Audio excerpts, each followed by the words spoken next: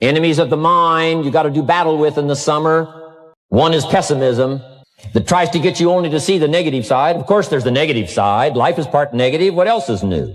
If the glass is half empty, it is half empty. You say, well, I've been only taught to see that it's half full. Well, sure, it's half full. But it's also half empty. I mean, can't you handle that? I mean, that's not too difficult. But here's what pessimism would try to get you to do. Believe that it's only half empty. And when pessimism comes to your mind, you've got to educate pessimism, because pessimism is stupid. Pessimism tries to get you to believe that it's only half empty. You got to say, pessimism, you've never been to school. Too dumb and stupid to know. Of course it's half empty, but it's not only half empty. It's also half full. I'm asking you to be in charge. Be in charge of your own mind. Be in charge of your own destiny. Do battle with your enemy in the summertime. In the summertime, you got to learn to love like a mother. Hate like a father. Give life like a mother. Nourish. Take life like a father. Father says to whatever threatens his family, take 2 or 3 more steps toward this family and threaten them, you'll cease to exist. I'm father. I kill. To battle with your enemies. Now, it's also possible to love like a father and hate like a mother. I'm not saying that isn't possible. Nothing more dangerous than an angry mother. I saw an article in a magazine a little bit ago up in Canada. It showed a man with some claw marks on his back, had his shirt off, big teeth marks in his neck. This man was out in the woods, had his flash camera, saw a mama bear with a little cub, thought, though, this is cute, took a flash picture. Mama bear takes unkindly to this flash picture. Promptly chases the man, catches him, almost kills him before somebody rescued him. So, beware, mama bear. Okay? Love like a father, hate like a mother, give life like a mother, take life like a father, however you want to arrange it, just so you nourish your values, nourish your family, nourish what's valuable for you, nourish your organization, nourish your distributors, nourish your customers, take care of your responsibilities, feed, nourish. But then I'm also asking you to do battle with your enemies. Take sword to your enemies. Whatever's going to destroy those values, take sword to it. If it's worry, take sword to it. If it's threat, threaten back. You got to be like your bloodstream. Good illustration. Red corpuscles to nourish, like a mother. White corpuscles to fight and kill, like a father. You got to do some negative thinking. Can't just think positive. Thank God for white corpuscles that think negative all day. White corpuscles say, just show me some infection, I'll kill it. Whatever threatens this body and its future gets threatened. Whatever's out to kill this body gets killed. I'm asking you, take sword to your enemies, whether they're on the outside or whether they're on the inside. Protect your family, protect your future, protect your values. Love, nourish, but also do battle with whatever's out there to do battle with you. Take some courage from some of those that have been through the battle. They've given you their stories on this stage. They've been through it. They know what it's all about. Take some courage from that. And in the summer, do battle and nourish. Now here's the last one. In the harvest time, number 4. Take your harvest and all that comes your way with full responsibility. Don't complain. That 4th season, complaining, I'm telling you, could ruin all of your chances. Complaining sometimes starts as an infection. If you don't take care of it, it becomes a disease. Do battle with it. In the harvest time, reap your harvest without complaint. It's your crop, you sowed it. You either made the calls or didn't make the calls. You wrote the letters, you didn't write the letters. You were steady or you weren't steady. You did it or you didn't do it. You put together a good day or you didn't put together a good day. Take responsibility when the harvest time finally comes and say, hey, it's my crop. Got to take responsibility for it. I do not complain. And then here's the next one. Do not apologize if you've done well. We offer no apologies when these winners that walked across this stage here go back to their communities. We offer no apology for making the kind of money they make. Because of the lives they touched and the people that they helped. No telling what would have happened if these people had not touched many people's lives, who touched many people's lives. When you go back to the community, all of you that were winners here, I ask you to go back with no apology. Because you've done your job well and you've given good hands to everybody you've touched. You deserve all the money. When one person talks to another, there's a unique thing called transformation takes place. The transformation of the people who speak. If I struggle to make it clear for you, I make it more clear for myself. If I work hard to help you to see, that helps me to see. Maybe something I never saw before. Sometimes we use language that surprises us.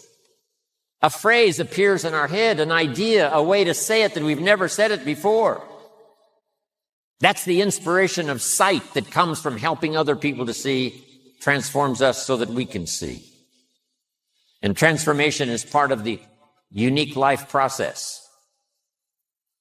The caterpillar that crawls on the ground for a share of his life one day says, surely I was designed for something better than just crawling on the ground.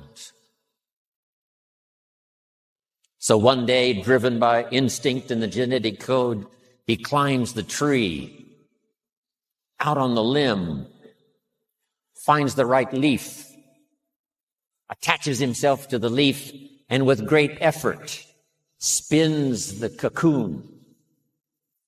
And when the cocoon is finished and the time has finally come, with great effort, this creature that crawled on the ground for a part of his life now breaks open the cocoon and with great effort struggles to set himself free. And once he's free, he now has wings. And when the wings are dry and the time has come, this creature that used to crawl on the ground now says, I think I can fly. I think I can touch the sky. My teacher, when I was 25 years old, gave me two phrases, and I want to give you those two phrases as I wrap it up here today. And these phrases helped to change my life. Here's the first one. If you wish to be wealthy, study wealth. If you wish to be wealthy, study wealth. He gave me a little simple formula to consider. A wealth formula. The first 6 years of my life, I wound up broke. First 6 years of my economic life, I wound up broke. Second 6 years of my economic life, I wound up rich. He gave me a whole new economic philosophy. I studied it. I practiced it. I became wealthy. But here was the second phrase he gave me. If you wish to be happy, study and practice the art of happy living. Up until then, I had no concept that happiness was a study. My best hope for happiness at age 25 was just to go around with my fingers crossed, hoping something would make me happy. And he said, no, happiness is something you fashion. And it's not just the money. It's all of the rest of the drama of your life. So when you walk out of here today, you walked in just by yourself, making your contribution to this drama, but you walk away with the wealth of the extravaganza in your possession. The wealth of a handshake. When you shake somebody's hand, it's not just the act of shaking hands that says hello. There's like a transfer of power. When I shake your hand, you give your power to me, I give my power to you. I remember playing basketball when I was in school. And before we went on the court to play the basketball game, the team of 10 or 12 of us got together. Guess what we did before we went on the court, John? We all placed our hands. Hands on top of hands, on top of hands, on top of hands. It's what the dancers did before they came on today. They all got together in a huddle. They all put their hands on top of hands, on top of hands. Said, let's go. Wow, let's go. In order to be successful, number one is to develop multiple skills. I was taught this back when I was 25 years old. When my first skill, of course, milking cows out on the farm, but it didn't pay very well. So here's what my mentor said when I was 25 years old. You must learn more than one skill. And especially now that we're entering the 21st century, If you were going to give someone excellent personal advice, here's the best advice you could give someone if they said, looks like you're successful. What personal advice would you give me for me to be successful? And here's what you should tell them. There's going to be fantastic opportunity in the 21st century. Not only in China, but every country of the world. Now that democracy and freedom and liberty is really sweeping the world, and now that capitalism, how to start with so little and develop service for the marketplace, is now the order of the day, opportunity in the 21st century is going to be unlimited. Major key to your better future is you. It's you and what happens to you. What you learn from what happens, what you do about what happens, the plan you've got for the future, you are the variable. Philosophy is our ability to gather knowledge and sort through it and decide what's valuable. To develop a philosophy about life, a philosophy about our health, a philosophy about our family relationships, a philosophy about economics. And if you develop the right philosophy, that's what helps to set this sail so that in 6 years it takes you where you want to go instead of winding up like I did that first 6 years of my economics, broke, no money, empty bank account. The right philosophy. Now let me give you a couple of philosophies to consider. Here's the first one. It's called the philosophy of the poor. And here it is. Poor people usually spend their money and invest what's left. That's the philosophy of the poor. Now, here's the philosophy of the rich. Rich people invest their money and spend what's left. And here's the startling answer. It really doesn't matter what the amount is. What's most important is not the amount. What's really important is the philosophy. I have some millionaire friends that keep working 10, 12 hours a day, making more millions. And it's not because they need the money. It's because they need the joy and the satisfaction and the pleasure that comes from being a constant winner. And see, it's not just the money anyway. It's the journey, not the money. What we know makes the difference. So learn all you possibly can. Capture every idea you possibly can. Second, our life is greatly influenced by how we feel. Knowing is the intellectual part. Knowing is like the set of the sail on the sailboat. What you know makes the difference in where you arrive. The same wind blows on us all. The difference in where we arrive is not the blowing of the wind, but the set of the sail. And here's a philosophy that changed everything for me. Be so busy giving recognition to others, you really don't need it for yourself. If you learned and practiced the art of that skill, I'm telling you, the pay is just incredible. If you just remain how you are, you'll always have what you've got. But if you're willing to make changes, the next 5 years of your life can be totally different than the last 5. If you don't change, chances are excellent the next 5 will be like the last 5. Just be more alert to the things that might be stealing your time. Here's why. Time is like capital. You can't let someone steal your seed corn. You can't let someone steal your capital. And you can't let someone steal your time. You must designate your time. And some of the time that you designate, you must not let anyone steal.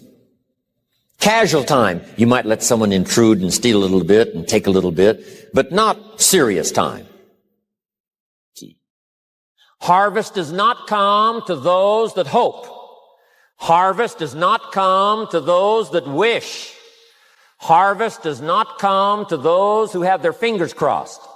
Harvest only comes to those for which it is due.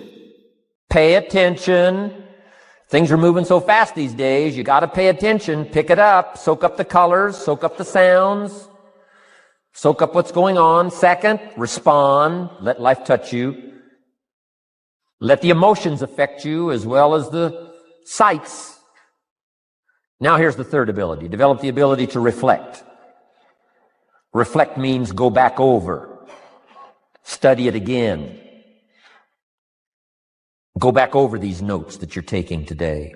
Go back through the cassettes one more time. Read the text one more time. But there's more to it than that. Go back over your day. I call it run the tapes again,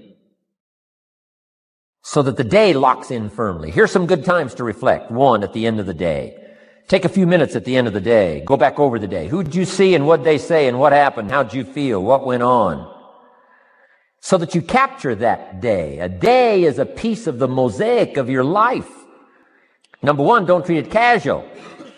Number two, get from the day. And then number three, go back over the day so that it locks in that experience, the knowledge, the sights, the sounds, the panorama, the color, motion picture of the day. Just lock it in so that it will serve you for the future, having that day, not missing it. Next, take a few hours at the end of the week, called time to reflect. Go back over your day timer. Go back over your calendar. Go back over your appointment book. Where did you go and who did you see and how did it feel and what went on? Capture that week. A week is a pretty good chunk of time. Next, take half a day at the end of the month, called time to reflect. And do the same thing again. Go back over what you read. Go back over what you heard. Go back over what you saw. Go back over the feelings to capture it so that it serves you. Next, take a weekend at the end of the year to establish this year now firmly in your consciousness, firmly in your experience bank, so that you've got it, so that it never disappears. Good ability to acquire, the ability to reflect. Go back over. Remember. It's so valuable to be able to remember the thought, remember the idea, remember the experience, remember the occasion, remember the day, remember the weather, remember the emotion, remember the complexity, remember the highs, remember the lows. So valuable at the end of the day. Lock that day in. Lock the month in, lock the week in, lock the year in. Old Testament says a unique scenario unfolded according to the law. And that was they worked 9 years and the 10th year was a sabbatical. The 10th year, work 9, take the 10th year and not just to relax, not just to replenish, not maybe just to get physically in shape. Change of pace, we call it in the modern society, but not just for that. I'm sure that in ancient days, that sabbatical was to go over the last 9 years, what went right and what went wrong, and what worked well and what didn't work well. And how did you grow, and how did you learn, and how did you change, and what have you got now after 9 years that you didn't have at the beginning of the 9 years? See, that's so valuable, a sabbatical, some time. There's also something to be said for solitude when you reflect. Sometimes you can reflect with somebody.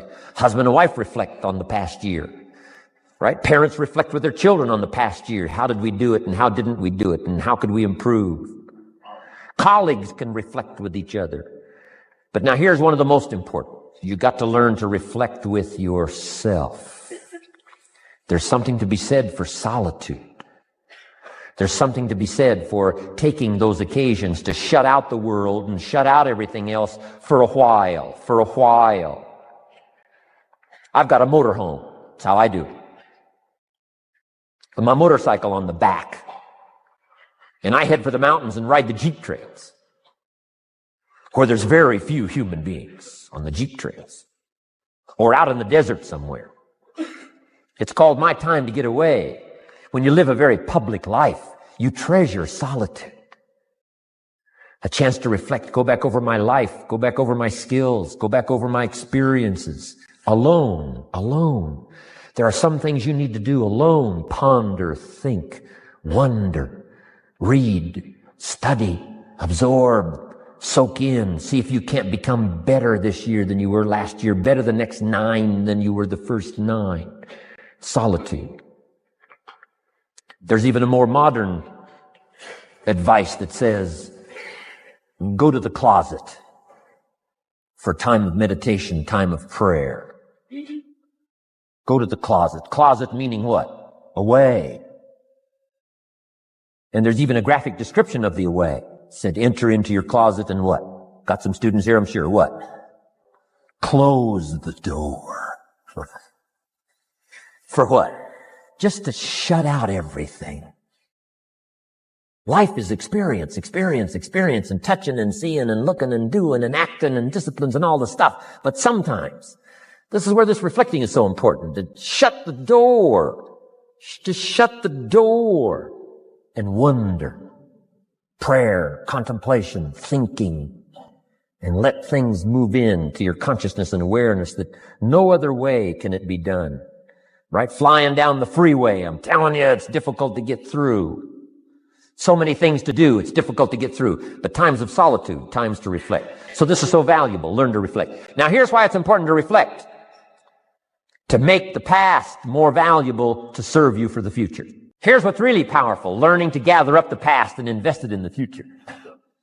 Gather up today and invest it in tomorrow. Gather up this week and invest it in the next week. Gather up this year and invest it in the next year. See, that's so powerful, rather than just hanging on one more year, hanging in there, seeing what's going to happen. Learn, study. This is part of the personal development quest, becoming better than you are, more valuable than you are, not just in terms of economics, in terms of motherhood, in terms of fatherhood, in terms of being a better brother, a better colleague, making a better contribution to the family, to society, to the community, to the church, to the office, to the commitment, to the partnership. Doesn't matter what it is that has value. Work on yourself, then you bring more value to the partnership, to the marriage, to the franchise, to the corporation, to the enterprise, to the community, to the nation. Self-development, personal development. The best contribution you can make to someone else is self-development, not self-sacrifice. Self-sacrifice only earns contempt. Self-development earns respect. Pity the mother who says, I'm just going to give up my life for my children. Self-sacrifice is not noble. Self-investment is noble from self-development. If I work on myself and become more valuable, think of what that'll do for our friendship. I used to use the old expression, you take care of me and I'll take care of you. I found out how shallow and short-ended that was.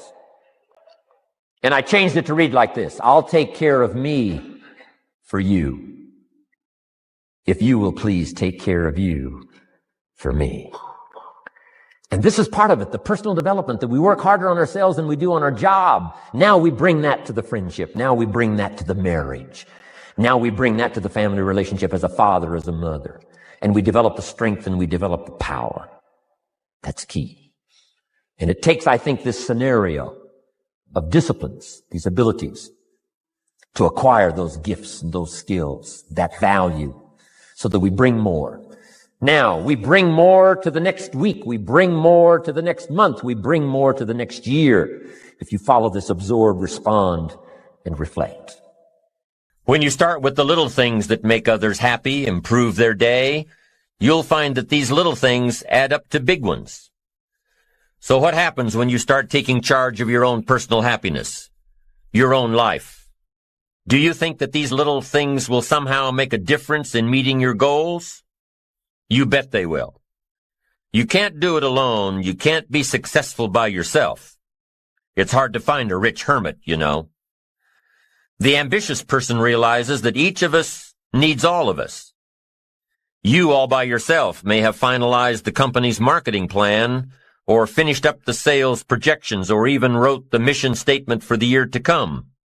Even if you did this all by yourself, you really had the help of all of those around you who tolerated and supported your need to be undisturbed, or provided service to you during the project. Maybe you should thank those people every once in a while with a dinner certificate, or a bouquet of flowers. After all, without your support team, you probably wouldn't be where you are today. You can't be successful by yourself, so thank them. Thank those around you, and let them know just how important they are to you. Be it your office personnel, or your family, or your friends, a thank you sure goes a long way. You don't have to worry about the winds that will most certainly blow around you, the obstacles, the negativity that will stand in your way. You don't have to worry about what other people will say. You just have to keep your mind on your course. Those winds may blow fast and furious, but if you know your path, if you know where you are going, they will help push you toward the dreams and goals and treasures that you have already decided you're going after. Your goals will push you forward, ahead of the stormy weather. There are some amazing people around that we can learn from today, people who have already braved the storms and come out on top, people who are still alive today, people who started with nothing and ended up with something great, famous people, not so famous people, maybe even people you know, but don't know their stories. People who had an early vision and ambition. People who turned their focused dreams into the reality of success. One of my friends tells this story about her dad. She thinks he's cheap. She gives him a hard time every time they go to one of those all-you-can-eat places, because he eats all he can eat, until he can't move, until he needs to take something for indigestion. But she knows where he came from, his history, and understands just why he is the way he is. He eats all he can eat because he was raised in an orphanage, a place where you had to grab all you could or you'd be hungry. But the real story behind her father is that he made himself a millionaire with nothing more than a dream. He watched his own father drown when he was 4, was taken away from his mother a few years later and put into an orphanage because he was so bad. Raised by other people, strangers. After growing up in foster homes, he decided to go out on his own. He barely finished high school, but he found a job as a vacuum cleaner salesman. He did well, really well.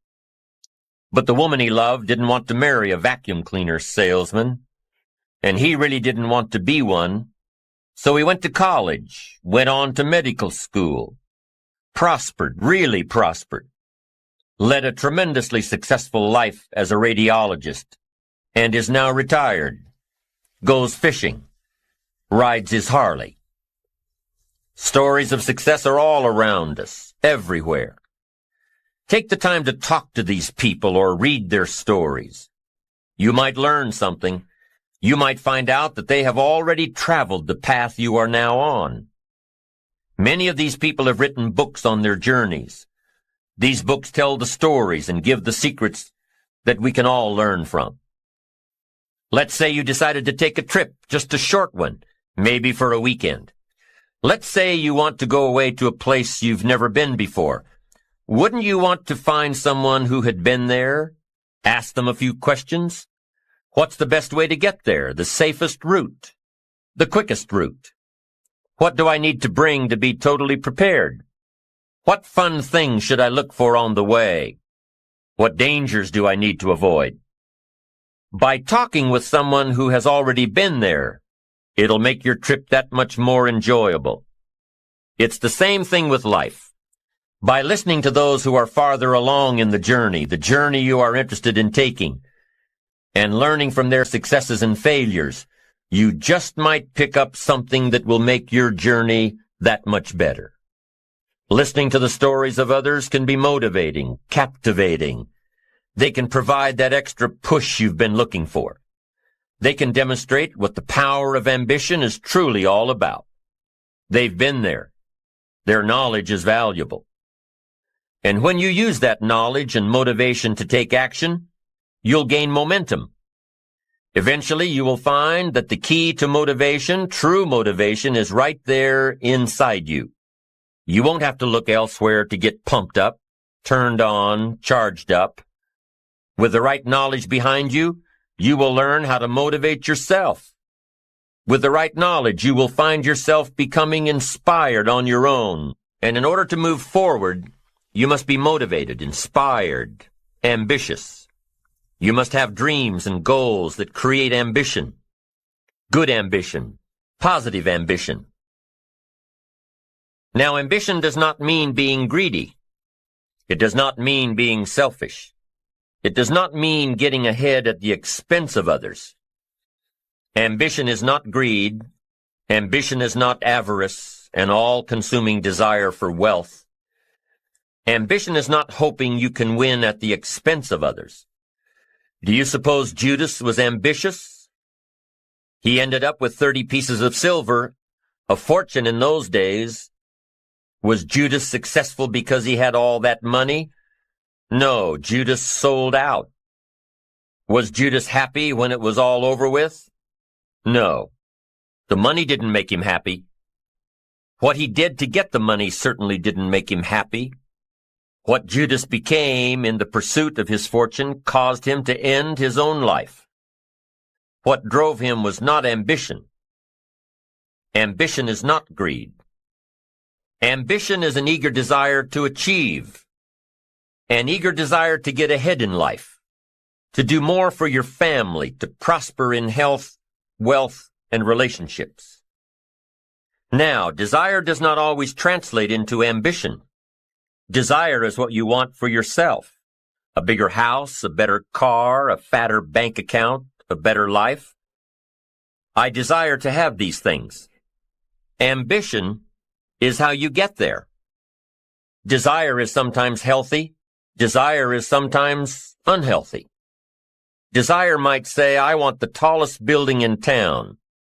The destructive side of desire might urge you to tear all of the other buildings down. I guess that's one way to do it. You might get away with tearing down the first one and maybe the second one. But in your desire to tear them all down, sooner or later, some guy is going to be standing out in front of his building saying, I'm on to you. Get out of here. And pretty soon you're no longer known as a builder. You're known as a destroyer. Now, the second way to have the tallest building in town is to see it, dream it, and plan it, and put your team on it, work on it.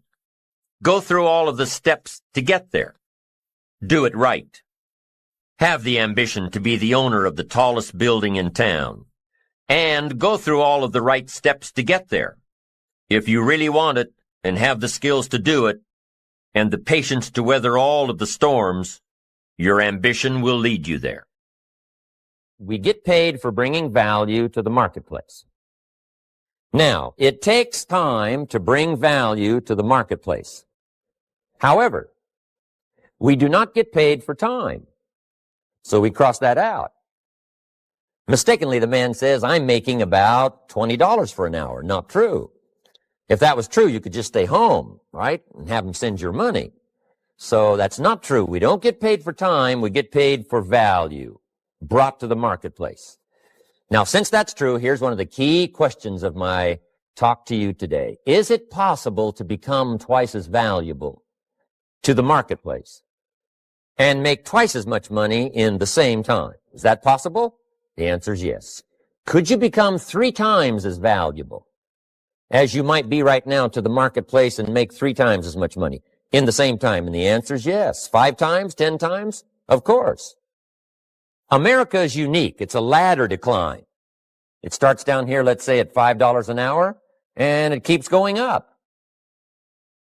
Top income last year, $80 million. The guy who runs Coca-Cola.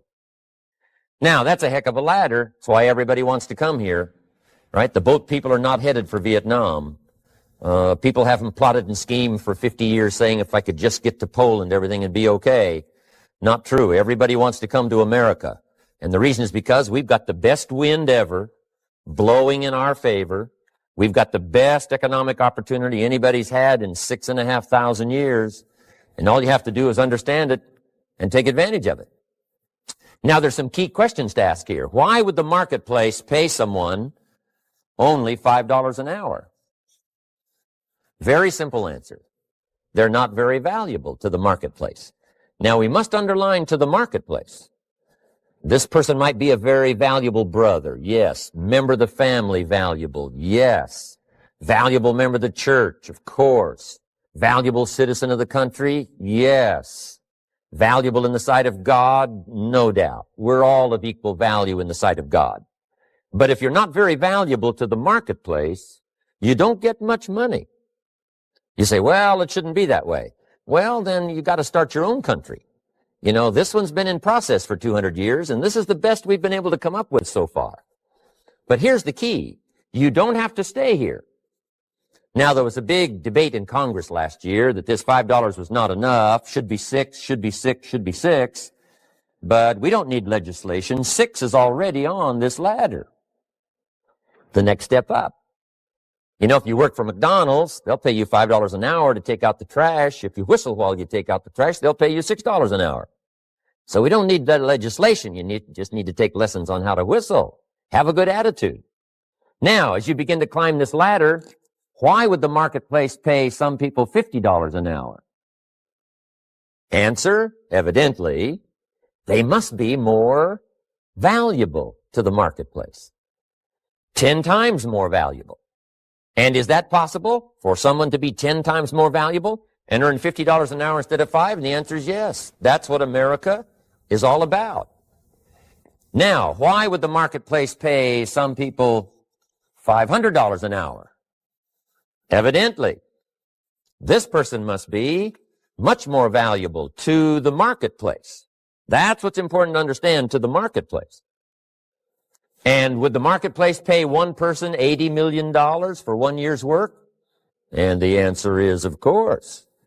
If you helped a company make $1 billion, would they pay you $80 million? I'm telling you, it is possible. And that's why America is so exciting. That's why this financial ladder is so exciting. It's possible for all of this to come true for all of you, no matter where you start. As a student in school, just getting started out there in the workplace, this is all possible for you. Now, Mr. Schoaf gave me the clue on how to climb this ladder as high as I wanted to climb. Now, we're talking primarily economics here. There's a lot of other ways to become valuable to your family, valuable to your friends, valuable to the community, valuable to the team, right? Valuable to the team effort, valuable to the concert. But here's what he said to me. In climbing this ladder economically, all you have to do is work harder on yourself than you do on your job. Once I heard that, it made sense to me. I kept hoping that everything else would change around me, found out that if I went to work on myself, worked on my skills, worked on my language, if I became better than I was each year, if I grew in skills and language and vocabulary and competence, then I would become attractive to the marketplace. Not very long ago, a company called me and said, Mr. Rohn, we're expanding internationally. We'd like to have a bit of your expertise to help us. Would you give us a bit of your time? We'll add some millions to your fortune. And I said, okay. And I thought later, isn't that interesting? They would call me. Then my second thought was, of course they'd call me. Who else would they call? I can get the job done. Now, what a contrast for me, farm boy from Idaho, raised in obscurity, parents of modest means, broke when I was 25. How come I would get a telephone call and someone offer me a lot of money to help them in expanding around the world? Simple answer, evidently. Something happened to me between age 25 and where I am today. And I can tell you where it all started. From my teacher, Mr. Schoaf, who said to me, we don't have to change what's going on out there. That's the wind that's blowing. All we have to do is change what's going on in here. And now there's several ways to do that on personal development. And let me give you those ways. Here's the first one. We must learn from personal experience. Pretty simple. Learn from what happens to you. Take a look back over the last few months. Did you make some mistakes? How could you correct those for the future? Take a look back over the last year. Have you done it right or done it wrong? Let's correct it for the next year. Learn from your personal experience. Mr. Schoaf asked me when I first met him, he said, Mr. Rohn, how are you doing? You've been out there now 6 years. And I said, I'm not doing very well. He said, I suggest you not do that anymore. What a simple, swift analysis to my situation. He said, if you keep doing it, the next 6 years will be like the last 6. You don't want that to happen. Let's make the changes. So learn from your personal experience. Now, here's number 2, why I came to share this video experience with you today. And that, I call it OPE, other people's experiences. That's me, other people. That's your teacher, other people. That's your friends and colleagues, other people. The people you meet that can pass along to you their experiences, what's happened to them, the mistakes they made, how they corrected them, how they changed their health and changed their bank account and changed their income and changed their future. That's it, other people. Now, there's two kinds of people to learn from. One is failures. It's too bad failures don't give seminars, right? That would be valuable. Bring your notebook. Have them tell you how they lost it all and threw it all away, threw their health away and threw their friendships away and things didn't work out well. That would be valuable. But now then we must also learn from positive, people that have done well. They've got the health, and so we ask them, how did you become so healthy? They've got the skills, so we ask them, how did you become this skillful? They've got the income, so we ask them, how did you get here in such a short period of time? So now here's what's important in personal development. In learning from other people, we learn, number one, by observation. We learn what we see. We watch people that are successful in what they do. In sports, we watch their disciplines. In business, we watch their disciplines. By observation, what we can see. The reason I created this video is something that you could see someone's experiences translated for you. Second, we learn by what we hear. I've got some of my lectures on cassette tapes, so you can take them with you wherever you go and learn by listening. Turn your car into a mobile classroom and listen. And then listen to the sermon on Sunday morning. Listen to the lectures. Listen to the teacher. Listen to someone who's got something good to say.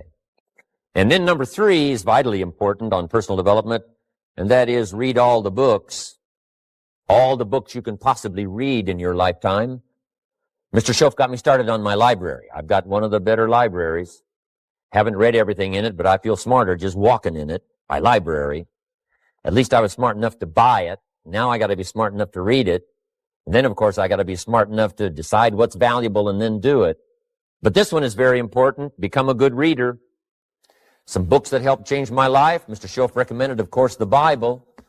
And my parents made sure I was a pretty good scholar by the time I was 18. That's been so beneficial for me, drawing from those illustrations, reading about those stories, people who made it and people who didn't make it and what the difference was. And then other books that helped to really change my life. One called Think and Grow Rich by Napoleon Hill. And then a book that helped me become financially independent by the time I was 31. And that book is called The Richest Man in Babylon by George Clason. And I'm going to share a little bit of that book with you when I get to financial independence today, our third subject. But I started reading the books, attending the classes, making sure that I got in front of people that had something good to say. And then I started keeping a journal. One of the major things my teacher taught me was to keep a journal. He said, don't trust your memory. If you hear something good, just make a little note and write it down. Now, at first I took, notes on pieces of paper and torn off corners and backs of old envelopes. And it didn't serve me well, thrown in a drawer. Then I learned to keep a journal, a bound copy of all my notes. So I would suggest you do the same. Things that impress you, a poem that impresses you. When you attend a class, some of the ideas that impressed you, jot them down.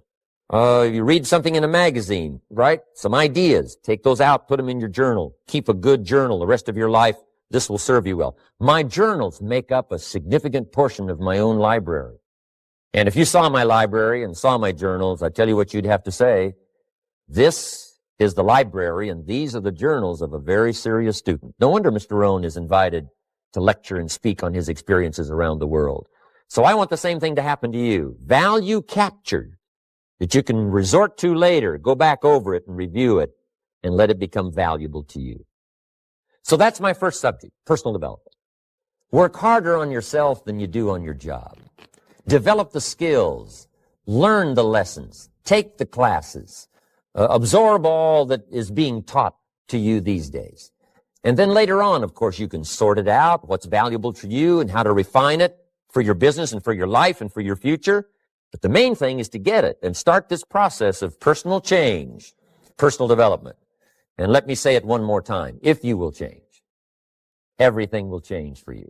You'll never be the same. You'll keep growing. As you look back on a few months, look back on a few years, you won't believe the progress you can make. Economically, your relationship with your family, your friends, and whether you're in sports or economics or whatever, I'm telling you, that whole process of committing yourself for personal change, personal value, can really make your life unique and worthwhile. The major key to your better future is you. And I'd like to have you underline two words just to give it some added punch. Underline the word major and the word you, so that it reads, the major key to your better future is you. Now, my first suggestion is transfer this to a card or something where you can put it up where you can see it every day. Preferably put it up where you can see it at the beginning of the day, before you go off to put the day together. This is a good phrase just to glance at, to keep in mind as you're putting the day together. It's called the silent seminar. If you'll just let this talk to you during the day, I found it to be tremendously helpful. The major key to your better future is you. For a big share of my life now, I didn't have this one quite figured out. Among a lot of things I didn't have quite figured out. Many things used to puzzle me back in those early days. I used to wonder why two people could work for the same company, one make twice as much money. Now, see, that used to puzzle me. And maybe they were the same age, graduated from the same school, live in the same community, work for the same company, with the same products and the same services. They've got the same traffic, the same problems, and one makes $1,000 a month, the other one makes $2,000 a month. Now, that was my puzzling question. Why would this long list be the same and the money twice as much? I asked, what's the difference between $1,000 a month and $2,000 a month?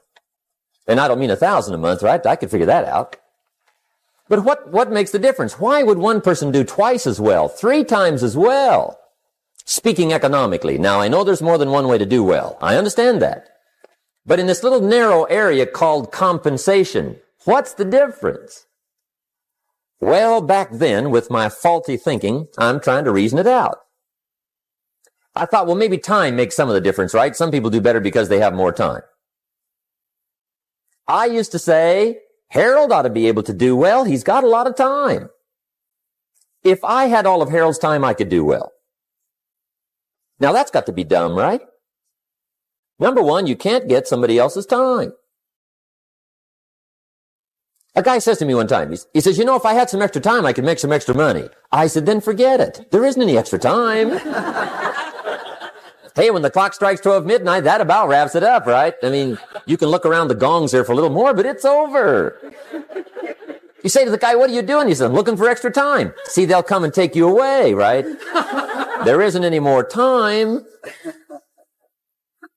Now, if you can't get more time, which you can't, what could you get more of that would make a difference in economic results? And here's the key word. Make it a part of your notes. We're going to consider it tonight. The word is value. And I have a little phrase for your notes. Value makes the difference in results. Value makes the difference. You can't get more time, but you can create more value. Now, here's the first lesson of economics. Everybody should learn it from the time they're old enough to understand what a dollar means, how to earn one, how to get one, how to keep one, what to do with it. First lesson of economics. We primarily get paid for value. That's lesson 1. Bringing value to the marketplace. That's how you get paid. You don't get paid for the time. I know it takes time to bring value to the marketplace, but you get paid for the value, not the time. Now, since that's true, here's one of the key questions of the evening. Is it possible to become twice as valuable at the marketplace and make twice as much money in the same time? Could you become 3 times as valuable? Make 3 times as much money in the same time? Is that possible? The answer is yes, if. And it's always if, right?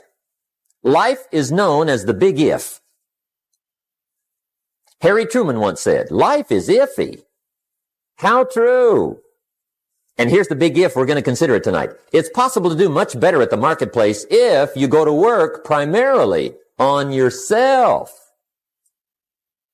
And that's the theme of our seminar tonight. Learning to work primarily on yourself. People have asked me for the last 24 years, how do you develop an above average income? And the answer is, become an above average person. Develop an above average handshake. Some people want to be successful. They don't even work on their handshake. As easy as that would be to start on. They let it slide. They don't understand. Develop an above average smile. Develop an above average excitement. Develop an above average interest in other people. Develop an above average intensity to win. See, that'll change everything. Probably one of the most frustrating experiences in life is looking for an above average job with above average pay without becoming an above average person. It's called frustration. And Mr. Schoaf gave me probably the greatest clue he gave me when I first met him. He said, Jim, if you want to be wealthy and happy the rest of your life, just learn this lesson well. He said, learn to work harder on yourself than you do on your job. That was it. The beginning of the philosophy that helped to change my life. Work harder on yourself than you do on your job. When he said that, I suddenly understood why I was broke.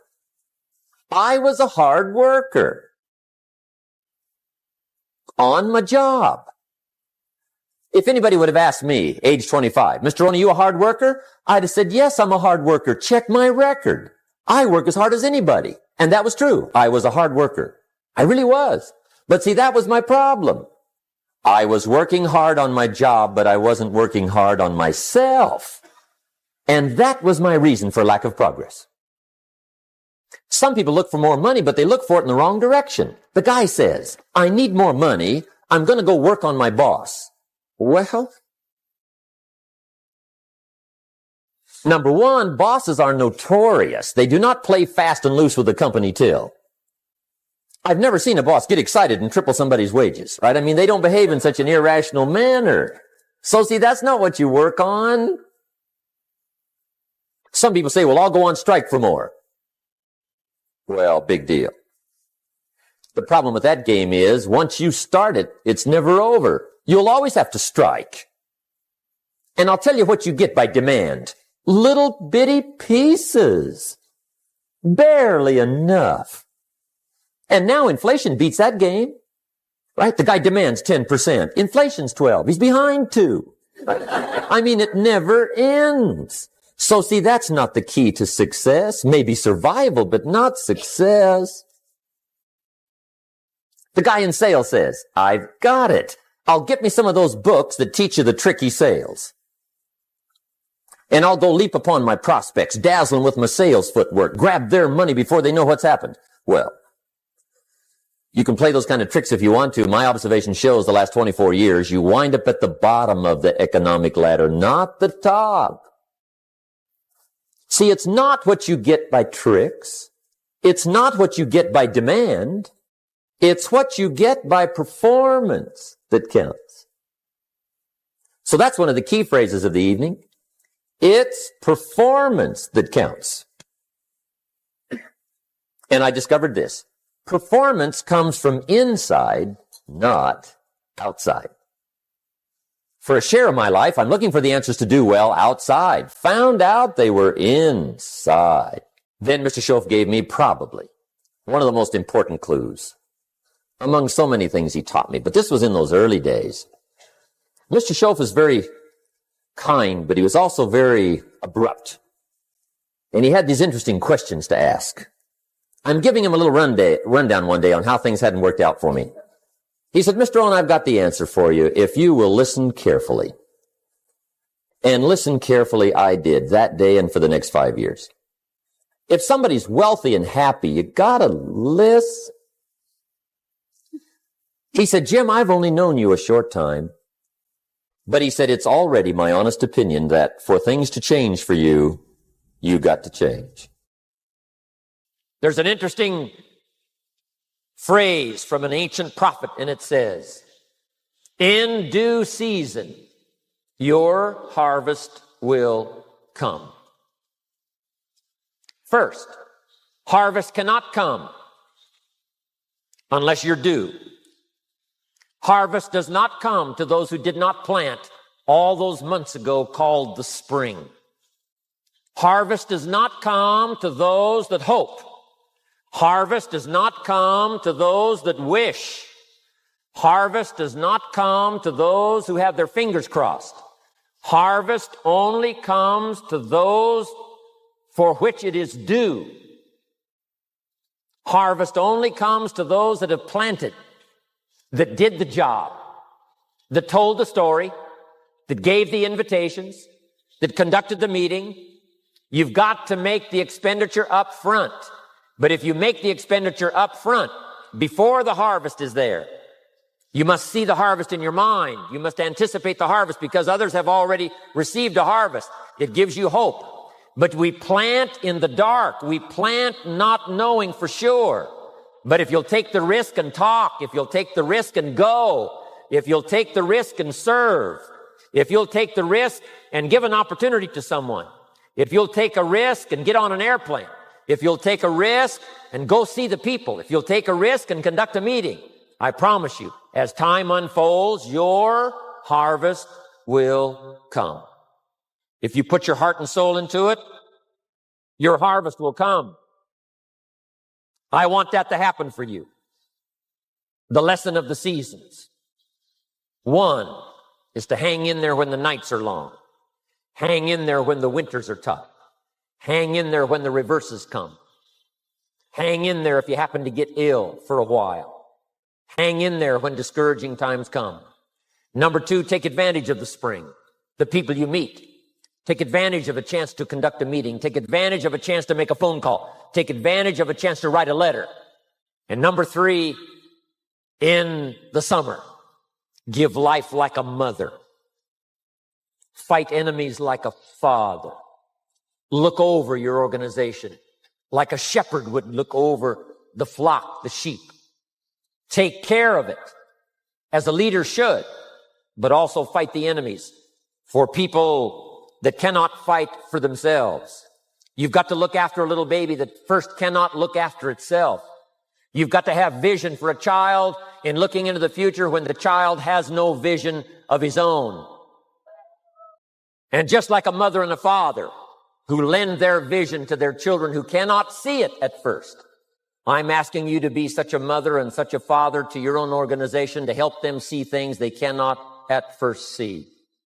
Because in due season, plenty of testimonials here, plenty of proof positive that you can start all those years ago and put yourself through the paces, make the sacrifices, and see the people, and the harvest finally comes. Not only the harvest of money, but the harvest of good health, the harvest of heart and soul, the harvest of taking a lot of good people with you.